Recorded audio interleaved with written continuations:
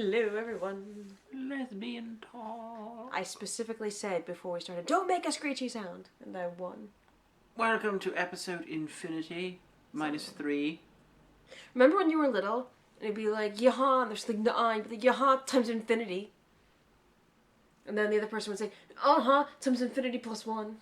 I'm not sure which of those is stupider as a form of child attempting to use a logical cheat code. Well, there was all the kind of stuff, like, yaha, 1, 2, 3, 4, 5, 6, check. That was a thing that was big when I was a kid. I don't know what that meant, or how you won in any kind of way. I have even less idea. Like, this is one of those things you said when you were a little kid. Oh, please, can I have some? No, you can't.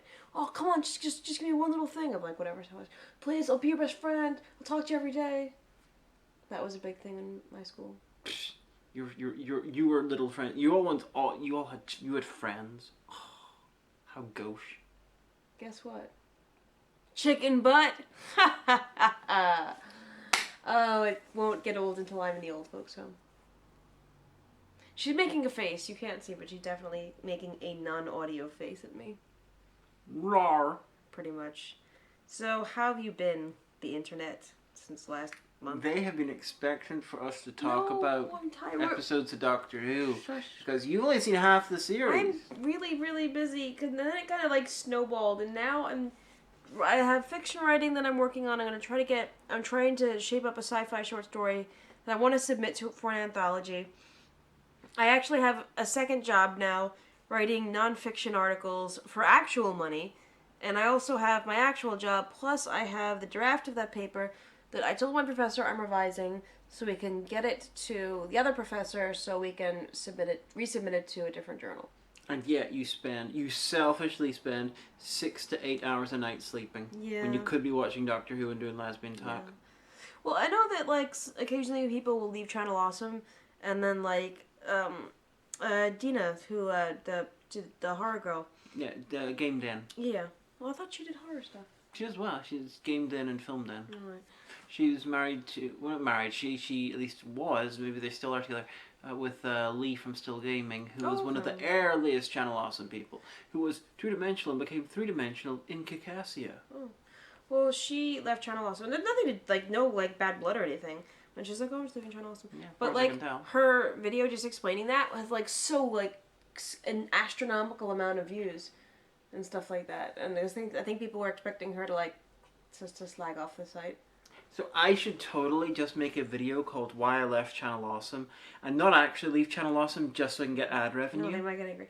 That would be really funny. Well, what I said, if I ever do leave Channel Awesome, it'll probably be because the demands of a PhD is just not, even though I only do 2 videos a month, it's just too much. So I could see, like, me doing that, just being like, I'm sorry, it got to be too much, and I really need to concentrate on my education. And people are like, oh, are you going to slag them off? I'm like, no! I'm busy. I can't because I'm busy. Yeah, but who punched you? Like, which one tried to rape you? Wait, what? Well, worst case scenario, we could start putting Lesbian Talk up on my channel so that it wouldn't actually make any difference. That's true. No, I mean, I'm like I said, not like meaning to leave Channel Awesome anytime soon, but they just, if things aren't getting done, that's why. Slag me off as you will. But, like, everything's been happening recently. Like, well, just so you know, I've seen the whole of Series 10. You're a better person. I watched it all. But I've tweeted the last 2 episodes. Because I tell you what, I was talking to a friend of mine at work today, because he was talking about Game of Thrones. I'm not one of those spoiler people. People are like, oh, I won't tell you, it'll spoil it. I'm like, no, you can tell me, I don't care. I'll just watch it later if I want to. And people be like, oh, what's this movie? Oh, I won't spoil the end for you. I'm like, I'll never watch a movie, just tell me what happens. And some people get really, really, really, like angry to the point of like ending friendships over spoilers. And I don't know, it strikes me as one of those things like, okay, it's like a pet peeve, that's fine. But I don't know, it seems like it's one of those things that I don't think is as serious as the cultural significance it's been given. I find it really funny that societally we understand that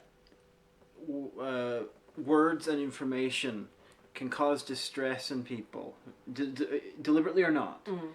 And so, to such a degree that we've got spoiler warnings, because, people will not like being spoiled. True. And people complain about it. Yet, you have the same basic idea, but when it comes to PTSD or people having bad experiences in trigger warnings, And people lose their goddamn fucking mind. That's a good point.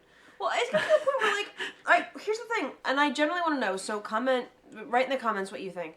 But what is the standard, like, spoiler period? Like, I think if it's a sports event, I think that 24 hours. Like, if you've taped it on... Do people still use TiVo? I don't know, if you recorded it however you recorded it, and you want to watch it, I think it's fair, like, 24 hours if you said to people, don't tell me I want to watch the game, fair enough. But, like, for, like, a news thing, you can't be like, oh no, spoilers, George Romero died. Like, news is so instantaneous. Like, the second news breaks, you hear about it.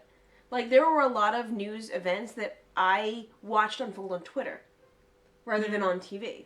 But, like, so what would you say? Because I don't know that, like, in RDA now should be talking about a movie that's, like, 15 years old. People are like, nah, spoilers.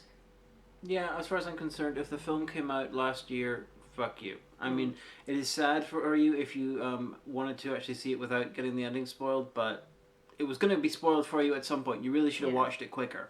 Yeah, I think, like, some things, like, news would be instantaneous, like... No one ever, like... Spoiler! I don't want to know who won the election. I want to watch it happen. Although, you got spoiled this week in terms of Doctor Who. This was really great because the Doctor Who announcement, which we're going to talk about a lot later on. That was you. I know, I was being funny. Hi. I was making a joke. What is a joke? Shut up. But what is this thing you call humor? No, but I was saying, like, if you want to... People do not understand this. I'm not a spoiler person. Like, people being comedians. If you want to talk about the season of Doctor Who, you've told me a lot of things anyway. Or, like, people are like, oh, but I want to tell you what happened in Game of Thrones. Like, I don't care. I've only seen the first series. And I know. I've read 2/3 of the first book, and it was good. I enjoyed it. I just don't have the time, and I will someday. But if you want to talk about it, go on. Knock yourself out. I won't tell you. I won't tell you what happened in Game of Thrones. But, okay, what's worse they could do? That guy that you don't know the name of, who hasn't been introduced in the bit you've seen, who was played by a guy you don't know, he gets killed. Apparently Ed Sheeran had a cameo. I don't even know who the fuck Ed Sheeran is. He's some singer, but he's he has this song called Galway Girl about meeting a girl in Galway who falls for him. Well, that's really in-depth. And he got a tattoo about it, right? And apparently the tattooist was taking the piss and misspelled Galway on purpose. Okay. That's fantastic. But he had a cameo. He's, like, really, really, really popular. I know this because a few of my coworkers are into him. A bunch of musicians. But he didn't die. Like, if I was famous and they're like, do you want to be in Game of Thrones? I'd be like, do I get to die? Tell me how I die. How many parts will my head be severed into? I mean, come on. You're on Game of Thrones for 2 reasons. To get raped or die. I mean, not you personally, obviously. But, like, seriously, why have somebody famous on if you're not going to kill them? I ask. A bunch of... Oh, no, it's that random peasant. I'll take his head off, the Lannister said. I think several times in the show's history, whenever you had, like, a band of troubadours or something, they were always played by an actual band. I think the band Sugar Rose played one. That's really cool. I can't remember. But it's happened several times. This is the first time that a musician's appeared who's not just playing an instrument in the fucking background. Mm. And the thing is that, like, we can say this because we know several people that have actually been in Game of Thrones. None of them have died, though. Not that we know of, yes. I mean, they might have died off screen. I don't think John's character did. He was a guard, wasn't he? Yeah, but a lot of guards die. Yeah, but he didn't... Yeah, but off screen. Oh. So his character, if he doesn't come back, he could have died, maybe? We should ask him, did you die? Maybe he went to Pentos. Maybe they give you, like, a choice. Like, you can die off stage of, like, syphilis or something. Or you can, like, famine or, I don't know. Yeah, when are they going to show the people who died of famine in Game of Thrones? And the John she mentioned is John Ruddy, who does... Internet star John Ruddy of Donegal. Who writes books and does these little animations about Irish history. I believe he's still on Channel Awesome. Yeah, he's still on Channel Awesome. But he's the only Channel Awesome person to be in Game of Thrones. Alright. And you guys, he's also an actor. He's a professional actor. Yep. He's a director. He actually just directed a youth production of Blackadder Goes Forth in Letterkenny. We couldn't go and see it. He invited us to come see, but the last night it was on was the night my parents were first coming here. Yeah. Last week, or 2 weeks ago, so we couldn't go. But definitely follow him on Twitter and like him on Facebook. He's a great guy. John Ruddy's awesome. I really wish he'd come over to Derry more often. Like and subscribe. Well, I think once we move to Letterkenny, we'll see him more often. Well, almost definitely. But yeah, I mean, so stuff. Things. So yeah, so we should probably talk about Doctor Who. I mean, I don't mean to say that with the trepidation that I do, but like, everyone's got an opinion. And not all of those opinions are equal, because a lot of them are stupid. I know. But like, I just want to say that I had my two top picks for the Doctor. Even though it was probably not appropriate, Sue Perkins, because she's fantastic, and honey, if she's on my list, she's on my celeb list, that if she ever knocked the flat door and said, that's it, sex, let's go, that you'd have to be okay with that, because she's on my list.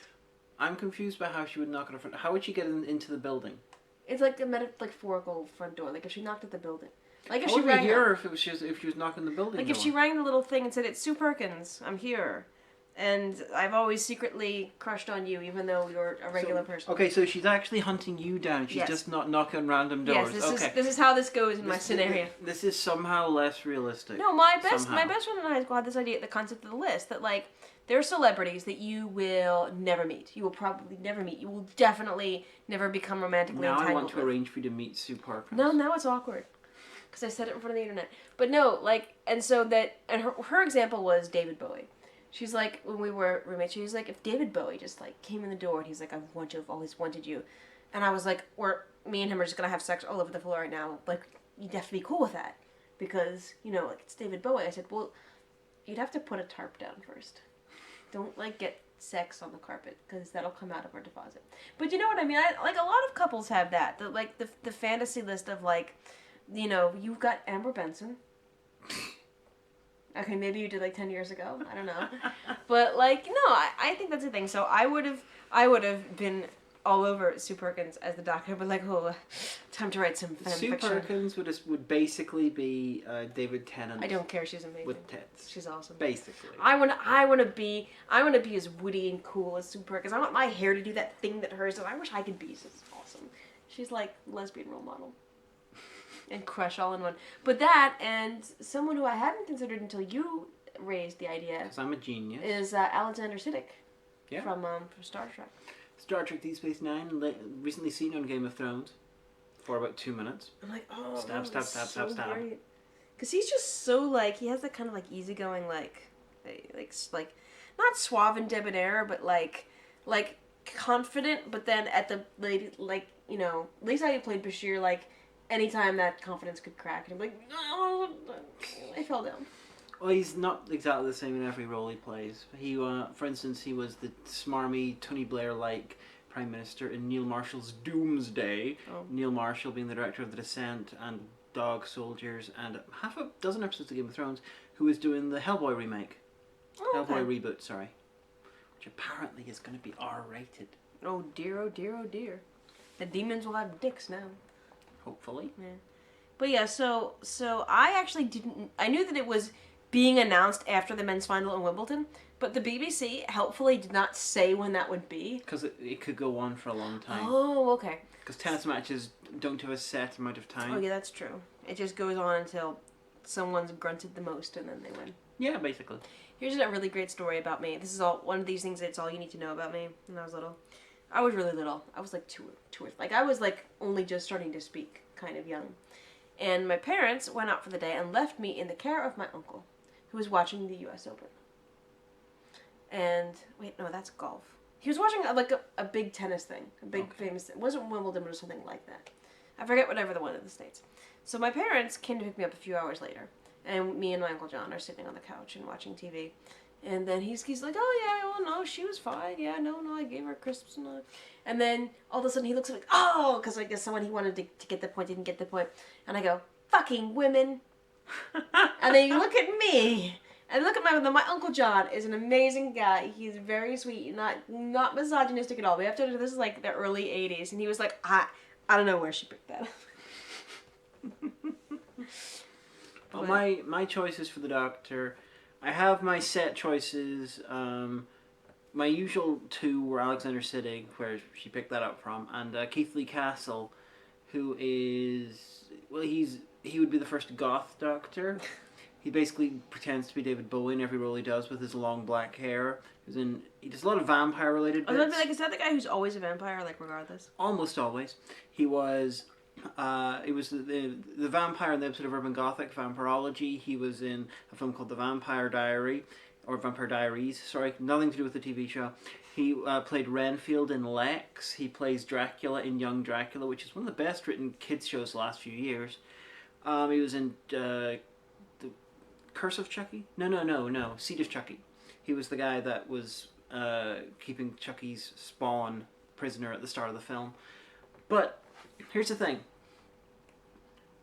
There have been so many white male doctors in a row that even if I was in charge of the show, I would not give it to Keith Lee Castle as much as I would fucking give someone else's right arm to see Keith Lee Castle play the Doctor.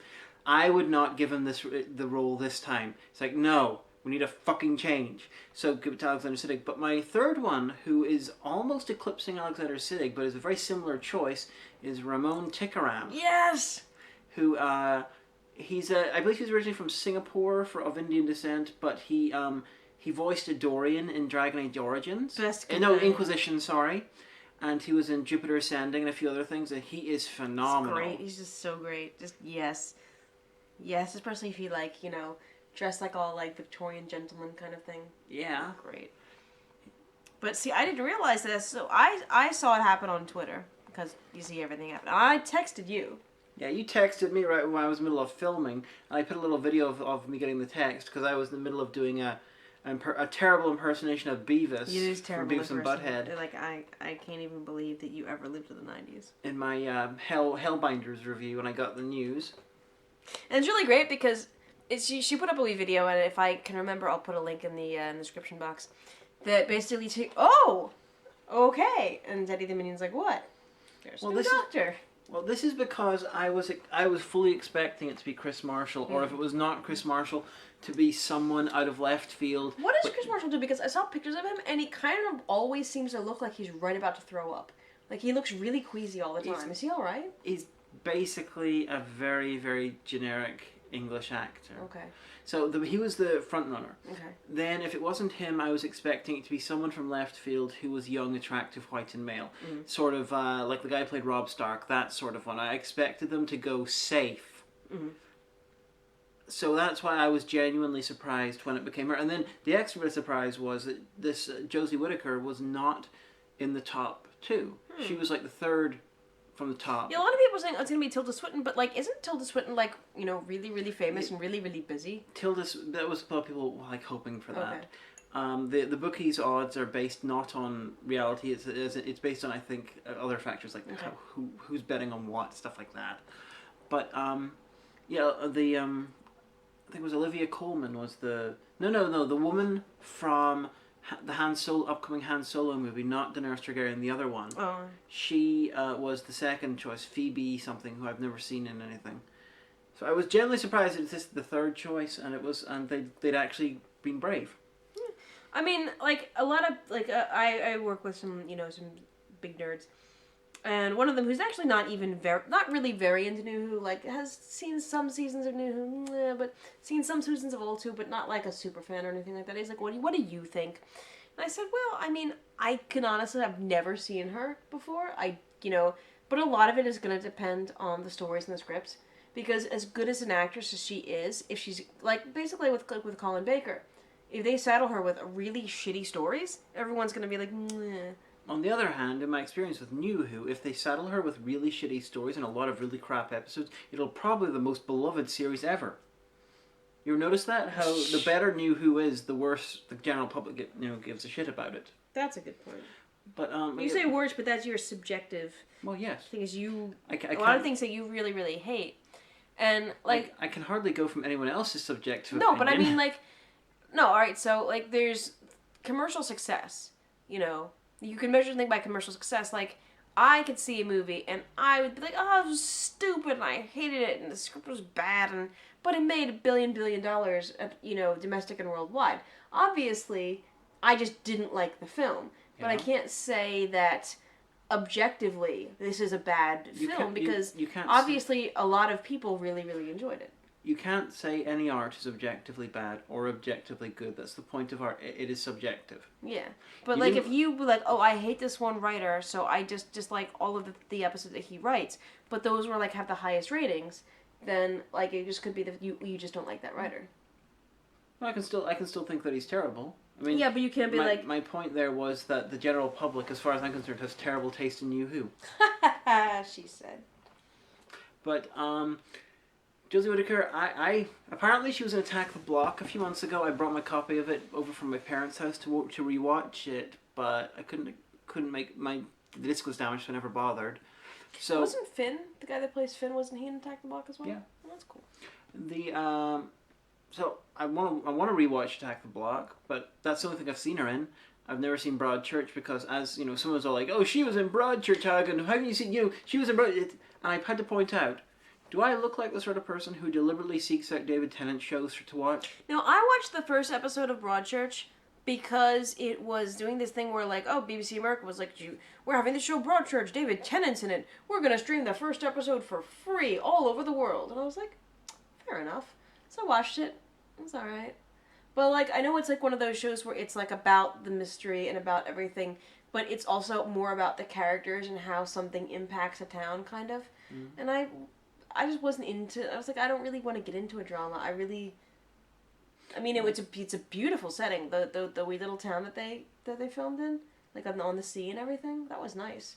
But I just couldn't bring myself to care, so. Well, Chris Chibnall, the new showrunner, he was the boss of Broadchurch. And he also was the boss of Torchwood for the first 2 years? Or did he do it in the third year as well? But, the amount of people I've seen who are whinging, convinced that she got the role because through some sort of affirmative action or some deranged interpretation of affirmative action, which a lot of people have, which is we will give the role to anyone of this underrepresented group, and it doesn't matter about any other factor, because that's not how acting works. They will not give that woman. For the people to be right about, oh, she only got the role because she's a woman. For that to be right, they literally would have had to give it to literally anyone who was a woman. And they didn't. They sought out a woman who'd worked for the guy before, that obviously had impressed him a lot, and he gave her the role based on that. I mean, I fucking hate the Fifth Doctor and the 10th Doctor to a huge extent, but never would I imagine that they were cast in the role for any other reason than the person in charge thought they'd be good. Whether I agree or not is a different matter. But the amount of ridiculous, mind-bending mental gymnastics you've got to do. Just admit, the ones who are filming that, just admit you didn't like her because she's a woman. Just admit you're being a bit sexist. Well, I think that, and I was talking to my coworkers, and my supervisor had a really good point. He said, it seems to me, he says, that a lot of the people who are so vehemently upset about this aren't even fans of the show to begin with. They don't even watch it to begin with. Do we have evidence of that, though? No, but he said that's why I quoted him directly, said, it seems to me. So he could just be, that could just be his opinion. Unless someone actually says they don't like the show and complains about it, I don't see any way to even come up with a hypothesis about that. I mean, fair enough. That's that was his opinion.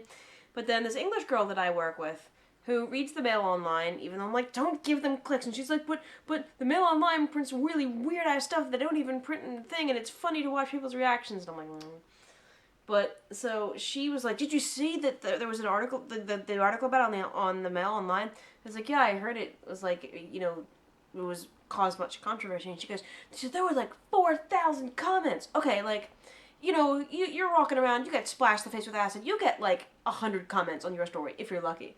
I thought, what describes 2017 better than, if you're splashed in the face with acid in London, maybe you'll get 100 comments, but Doctor Who is a woman gets 4,000.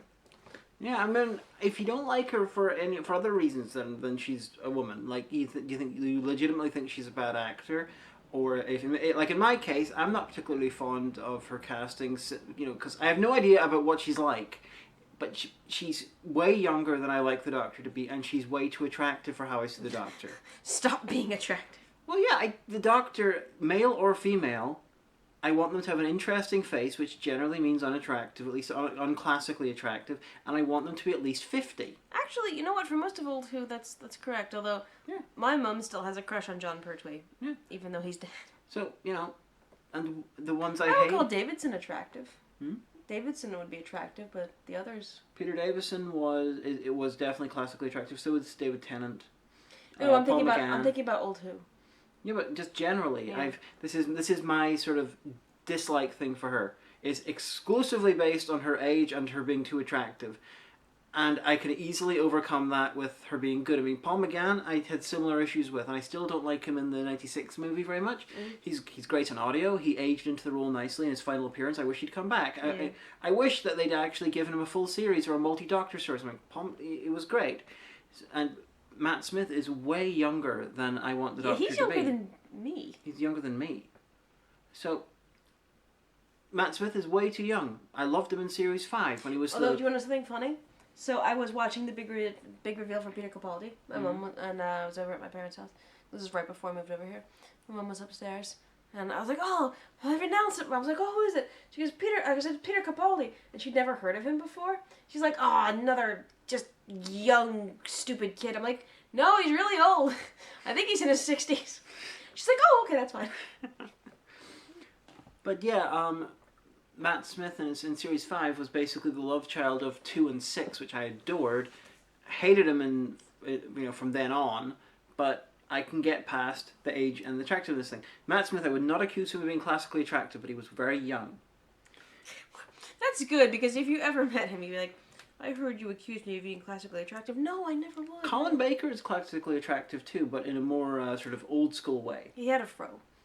No, facially, he was a little bit... He was basically the sort of guy who was attractive in his youth, but had started growing out of it and sort of slowly turning into Dr. Snuggles. Fair enough. So he didn't age well, but he was attractive in his youth. Mr. Baker, if you're watching, write the show. But, yeah, if you have a problem with her cause she's a woman, I'm sorry. That's sexism. You know, the character regenerates... The fact that they regenerate into a woman is no more ridiculous than the fact that they suddenly regenerated and they have now got the genetic patterns for blonde hair or for being tall when they were previously short. Because there are female Time Lords like Romana, like the Ronnie, did what's her face count? Did Susan, was she actually a Time Lord or was she just a Gallifreyan? Susan was definitely not a Gallifreyan. She was a Gallifreyan, not a Time Lord. Okay, she never at least in my head canon. Yeah, and didn't even in Hellbent, when that general died, he immediately regenerated as a woman? Yeah. Yeah. So I don't understand why people are like, no, it's horrible, no, it can never, because it has happened quite frequently. Well, the switching sex... What if she goes and she has, like, this amazing run as the Doctor, and then she reveals, like, right as she's about to regenerate, it was me, the Ronnie, the whole time. 2 Ronnies. So great. That would be pretty funny. But, I forgot what you were going to say, what you brought up. I was going to mention something. I was going to explain something. Yes, the cross-sex regeneration. Okay. That sounds like a fetish. The first time it was mentioned on screen was the Doctor's wife, which was with Matt Smith. I mentioned his friend the Corsair, who was a regenerated man-woman. Then, of course, you have Missy turning up, the Master. That was fantastic. And now you've got the 13th Doctor. So they've only been doing it in the TV show itself for a few years. However, back in 2003, Big Finish did Exile, which had the Doctor regenerating as a woman. So that predates New Who, and I made this comment on YouTube about Big Finish doing it, and there is the amount of people who earnestly believe that Doctor Who has some sort of a official canon is fucking adorable. There can never be a true canon in a series where time travel is the important part. And also, even if you're just going by Doctor Who on TV, you got 3 different incompatible explanations for what happened to Atlantis. You cannot have the Doctor Who canon must be a case of pick and mix. Oh, honey, sorry, spoiler warning, Atlantis sunk. Sorry about that. But, even before that, you had constant talk about a possible woman regeneration of the Doctor. It's ever since 1981. Sidney Newman, the creator of the show, in 1986 wrote to the BBC basically saying, okay, I created this show, it's obviously not doing very well right now, here's my suggestions for making the show, hit it back to the big time. And one of his suggestions was regenerate the Doctor into a woman. It was like, he was like, you're getting rid of Colin Baker? Okay, regenerate him back into Patrick Troughton, and then regenerate Patrick Troughton after a short time into a woman. Now, I don't know why he suggested this, but he did. Patrick Troughton, of course, actually died a couple of weeks after the letter was written, but... So this thing, it's been part of the show's DNA, behind the scenes, for a fucking age. And the fact that it hadn't happened before is fucking shameful. Like, there are many times in Classic Who and New Who when it could have naturally been done, you know, pretty easily. Okay, it's obviously not going to be the first, second, or third Doctor, or even the fourth, because, okay, taking it that the first person to come up with the idea of a female Doctor was Tom Baker. Okay? We'll take that just as the idea. Because I believe Romana might have been the first named female Time Lord. I can't remember for sure, though. It's been a long time, so can't confirm that. Okay, so you could have had the fifth Doctor. That would have been fine. I mean, it would have been dangerous, though, because Tom Baker was so big and so long and so important. So that's why they got Peter Davison in, because Peter Davison was already a big TV star at the time. That was deliberately there so that people wouldn't get overwhelmed with losing Tom Baker. He was from All Creatures Great and Small. That's it, man. Okay, so that's why we had Davison. So maybe they wouldn't put him in for 5. Put a female Doctor in for 6 after Davison. I could totally see in an alternate reality that being logical. Well, but they didn't audition anyone for 6.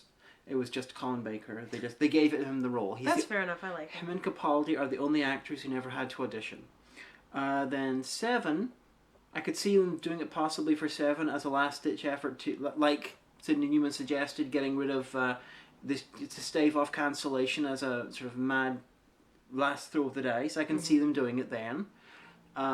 8, no. Not with the TV movie. They wouldn't do a female Doctor there. They wouldn't have a female Doctor for 9 either, because they didn't want to have the shows coming back with the female leader. I'm just being pragmatic here.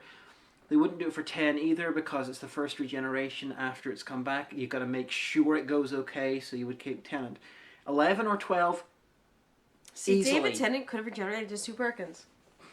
11 or 12. Headcanon approved. You could have easily just slotted in a female Doctor in there. The fact that that all of these opportunities were missed is fucking shameful, and the fact that people are still foaming at the fucking mouth over it. Because yeah, it's irritating to people getting angry at the anger. However, one of these kinds of anger is much worse than the other. The ones who are pissed off at it being a female Doctor are far worse than the people who are angry at them for being twats. Well, no, I don't know. I mean, it just, like, I know that there's, like, a saying over in the UK, like, it's political correctness gone mad. But, like, I don't know. I read one hot take that I thought was really good. I think it was from the Mary, so I didn't read the actual article because I was on my phone in the break room when I get, like, very limited signal there. So, like, you can load Twitter, but trying to load a web page, you might as well be back on, like, 1990s internet. But, the point was that, like, people being women is not, like, a politically correct agenda. Yeah, it's not like the fact that, like, you know, Jodie Whittaker was born and her parents were like, yes, one strike for the PC agenda. Like, half the population of the world is female. Like, you really can't get around that fact. I mean, I ain't saying, I'm just saying, you know what I'm saying? But, like, yeah, and you got the amount of people who are decrying, you know, the politics of choosing a woman. These people, they didn't see politics when anyone else was chosen. You do realize that we are half the human population, right? They didn't see politics when anyone else was chosen. And why is that? The obvious reason is, to some extent, sexism. And it's really fucking pathetic. I hope she's good. I don't think New Who... I don't trust New Who to write a female Doctor well, because New Who... I have severe issues with how they write stuff like that. I hope I'm wrong. Oh, fuck, I hope I'm wrong. And it could be really good, you know? You need to go into it expecting the worst, so that way, when it's not as bad, it'll be like, fantastic! And I'm hoping that she does well. I'm hoping the writing is good. I'm hoping that they think everything, that the numbers go back up, because Capaldi's era didn't do very well with the general public, because as we previously established, they're fucking idiots. I like Peter Capaldi. I hope I meet him someday. Because he seemed like he'd be a cool guy. He'd be cool with the fans. But even if the Doctor being female, for some reason for you, is a red line with the character, that you cannot, that the Doctor is not female. Okay, that's fine, I guess. I mean, everyone has red lines with the character. Even if you haven't come across them yet, you do. But don't they reproduce through the looms anyway? So isn't like actual... In several books and in my head canon. Isn't actual gender like kind of meaningless at that point? Well, it would be meaningless regardless if you can regenerate. Yeah. I got the feeling that the Time Lords do not experience gender and things connect with that in the same way we do. Here's a question. So if the looms are only a thing in the extended universe, not the show canon at this point. Well, there is no show canon. Well, no, but you know what I mean. Like, it's never been like discussed. Yeah, it's never been mentioned in the main show. Right. So here's the thing. So if they reproduce biologically, right? So once you become a Time Lord, would then that, because your fundamental being has changed, because Gallifreyans can't regenerate, right? Yeah, only Time Lords can. Would that make you sterile? I wonder. Oh, so you're suggesting the sterility could be because of becoming a Time Lord. That's possible. That would be an interesting way to do it. Maybe that's why the Doctor's asexual. Because your genetics don't change. Because it's been established in the show that there's the Doctor's genetic signature. So the Doctor's genetics wouldn't change. So obviously their chromosomal pattern, if they have chromosomes, would not have an XY difference the way that human chromosomes do. Well, we don't know how their chromosomes work. So, no, but what I'm saying is the fact that, like, if I suddenly became biologically male at the DNA level, right? It would have to, like, if we had the ability to take my genome and redo it with an X and a Y chromosome, if my quote-unquote genetic signature was still the same, that would have to mean that their DNA is organized in a different way than humans are, or that they don't have gender-specific chromosomes. So, go with me here, because I'm like fleshing this out as I'm talking. So it's possible that if their chromosomes don't have any gender difference, that any phenotypical gender expression would be tied to not smaller genes, but shorter genes that have like things that would be hooked up to a chromosome. Like, for example, like, like eye color, would change depending on who what your parents' chromosomes for eye, or genes for eye color are. Because you have brown eyes. So brown eyes is a dominant gene, whereas blue eyes is recessive. My mom has blue eyes. So we know that her father, because he had dark eyes, and her mother, who had dark eyes, were both heterozygous for blue eyes because she has the two recessive genes that produce blue eyes. So it would be something like that.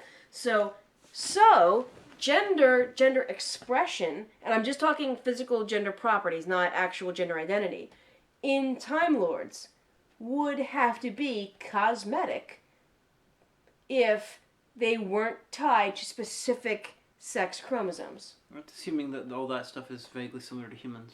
If anyone actually knows anything about this, like if you're an actual geneticist and I'm wrong, please write the show, but that's an interesting thing to think about. Plus, the world of intersex I should write a blog about that. I could get that in the Mary Sue.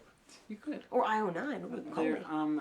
The world of intersex stuff is incredibly weird in that you could get you can have a woman with an XY who were never had any sort of, they were assigned female at birth. Yeah.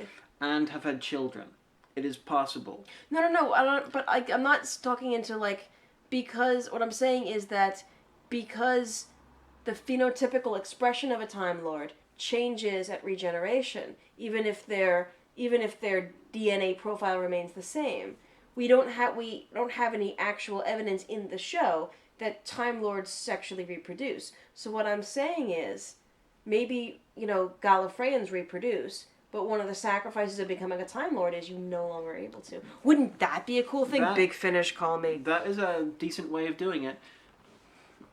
Not arguing with that. I hope this gets more than our standard 300 views, because I have some busting out some really cool science fiction theories. Of course, Like and subscribe and tell all your friends. I didn't go to university for nothing.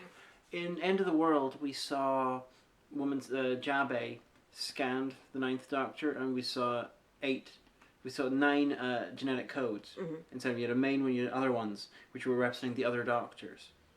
So, looks like they do create a whole new genetic code upon regeneration. Yeah, but then how come in I think it was a Fifth Doctor serial, because it was when, what's his face? The guy that Colin Baker played before he was the Doctor. Maxwell. Thank you. Like, they refer to as, are you sure it's him? Yes, it's his genetic signature. And the last time he interfaced with the Time Lords, wasn't it, it was what, like the Third Doctor?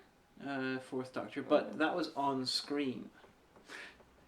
Plus, there might be ways for Time Lords to be able to, where they can read the old genetic signature. And they can upload it into the Matrix as well. That woman had the tree woman had all his old genetic signatures there as well. They were just sub ones, so they could read one of the older ones. But I wonder if there is something that goes from regeneration to regeneration that is molecularly specific to the Doctor. My interpretation. Not molecularly, you know what I mean. My interpretation of regeneration, thanks to the Maxwell Colin Baker thing, is that there are a finite supply of possible regenerations, and you are able to become one of those finite supply. They're all encoded inside the Rassilon imprimatur, which is part of the genetic alterations, which means that one of those is chosen. And so if you decide you want to, well, because there's a finite thing that would indicate that you would not be able to sexually reproduce, or that your child would just be a Gallifreyan, because that you'd eventually end up with a genetic bottleneck. Although I don't have any information on what percentage of the Gallifreyan population are Time Lords. Well, small. But the when I say a finite one, I'm not talking like 20. I'm talking about like billions. Oh yeah, it just so happens that Maxwell met, 5 met Maxwell, and then he regenerated to 6, who was the same model. Yeah, but then Peter Capaldi saw that face that I know in Rome. I really wish that they hadn't mentioned that, because my little explanation is so very neat. And this one is just like, I chose this face subconsciously. Oh, you fucking morons! You didn't need eyebrows out of control. You did not need to explain why Karen Gillan, who played Amy Pond, appeared in a 10th Doctor episode. You didn't need to explain that. Why did you have to explain that thing with Capaldi? Jesus Christ. Cheese and crackers. But yeah. Oh, so in non-Doctor Who news, apparently, allegedly, reposedly, we've been promised Kingdom Hearts 3 in 2018, which is probably like, what, December 30th, 2018. I'll believe it when I see it. December 30th, 2041. Pretty much. I mean, like, we've been waiting, it's been over 10 years, hasn't it? I still lived in Upper Darby. Okay, the Kingdom Hearts playing... Okay, because I've never played it. Have waited, because I was living in Upper Darby when 2 came out, but everybody was losing their mind because there was gameplay footage that showed them in the world of Toy Story. And being a supreme young member of Generation X, because I believe I'm far too old to be a millennial, I really have I don't have no soft spot for Toy Story, but knowing the properties that Disney has the rights to, fuck that. Fuck Toy Story. Fuck Frozen. I want to see Sora, Donald, and Goofy in the goddamn Avengers Tower. Okay? I want to see them on the Millennium fucking Falcon. I think that'd be great. But, like I say, it's Square Enix, so we'll believe it when we say it. What other geek stuff has happened that wasn't Doctor Who or that? We're still waiting for Black Panther. Yeah, but that's like, we know it's coming out. It's gonna be awesome. Yeah, the trailer, the teaser trailer looked really good. Yeah, and then their D23 dropped 5 minutes of Avengers 3, and it apparently looked amazing. Yeah, you were saying that like everybody online was like, oh my Jesus Christ! Yeah, I've been every so often checking YouTube to see if someone actually did get a pirated copy, because most trailers like that, someone gets a pirated copy. Yeah, but this is Disney though. They'll probably hunt you down with like sniper rifles. But there's usually, if you look long enough and hard enough, you will find it eventually amid the huge sea of people who have done like parody ones in the hope of getting clicked on. That you cunts. Cunts? Cunts. Cunts are us. But yeah, so what are we looking forward to? It's weird. It's like the middle of the summer, but I'm like already thinking about, colder weather. What's the next Marvel movie that we're getting? When is Black Panther coming out? Black Panther is coming out next year. We got Thor. Oh, when's Thor coming out? November. Okay. And we get The Last Jedi in December. And Guardians of the Galaxy is coming out on DVD and Blu-ray. Guardians of the Galaxy 2. End of August. Okay. So there are some things to look forward to, I guess. See, everything in my mind is now rejiggered towards the school year, so. Of course, Spider-Man happened, and it was really good. I didn't think it was perfect, and the villain was one of the better Marvel villains. I mean, I don't actually subscribe to the idea that Marvel has a villain problem, but that was a very well done villain. Unfortunately, it also had a massive drop-off between week 1 and week 2. That usually indicates something bad with the quality, but this wasn't bad, so I can only imagine it's something to do with the Planet of the Apes film coming afterwards looking spectacular. So that's sad. I mean, that film deserves to make a fuckload of money. It probably will foreignly. Yeah. It deserves to make more money than Wonder Woman. Why? Because Wonder Woman was just like C. That's true. I guess we gave it a lot more credit because it wasn't as bad as we thought it was going to be. Yeah, basically, Wonder Woman wasn't as bad as we thought it would be, and I can understand why people were so excited over it. However, because of the context of it being a female superhero, and that's actually not terrible. All these things, making people feel that it's better than it is. But Spider-Man was good in a sea of good, so it's possibly less memorable. Yeah, that's true. It gets so confusing to try to remember what's going on with what and what franchise, what point. Can't wait for Marvel are releasing 4 new shows next year, because we got Cloak and Dagger, we got the Inhumans, we got Runaways, we've got the Defenders, we've got Punisher, we have a couple other ones as well. Damage Control, New Warriors. I can't keep up. I watched the first season of Daredevil, and I watched 1 episode of Jessica Jones. That's probably the best I'm gonna do. Gotta say, I'm sorry. I'm just not as. Hey, you can't accuse me of being a fake geek girl. There are certain properties that I'm quite devoted to, but at the same time, sometimes I'm just Homecoming is the first Marvel film you've not seen in the cinema for a long time. I don't like Spider-Man. I don't like him because he's a kid. Because I'm not a kid. I mean, that's why I don't want to read even fantasy or sci-fi with a older teenage protagonist, even if it's shelved as regular adult, not YA, I just don't bother with anymore because you know what? I've come of age. I don't care about the things that teenagers care about. Cognitively speaking, I'm an adult. So, I don't care whether or not Peter Parker gets a date to the prom. And a crucial part of Peter Parker's character is embarrassment. Oh no, what are you doing with your trousers down, Peter Parker, in the girls' locker room, even though the audience saw you just swing in the window as Spider-Man. What's this white stuff all over your hands? A lot of it is him. You just came up with the very opening of a Spider-Man porno. Whatever. But no, a lot of it is just Peter Parker being embarrassed or being made to look like an idiot or ridiculously lying to cover the fact that he's a superhero. And I just don't care. I'm sorry, and that makes me a bad comic geek. Well, that's fine, but I never claimed to be a comic geek, so. No, it just makes me very, very sad that you wouldn't watch a Marvel film with me. Don't like Peter Parker. I told you I might not go, and I think I had something I was working on that night anyway. Spider-Man. Do I get depressed if you don't watch some documentary with me on YouTube? No. If it's something that you have, I have enthusiastically gone to see all the other versions of it, and then I decide not to go to that one, you would have every right to feel a bit. No, I won't. It's not. But anyway, so that's been us. That's been Lesbian Talk for this week. We talked about many things, didn't we? Yeah. Didn't we, boys and girls? But yeah, so. I've been the Omega Geek, and honey, who do you want to have been this week? The Sound of Silence. I thought you were going to say Peter Parker. Peter Palmer. Who's that? Peter Palmer was Stan Lee forgetting the name of Spider-Man for one issue in the 60s because he was writing so many comics. He called him Peter Palmer for the entire issue, and no one picked up on it. That's fantastic. We'll see you guys next week.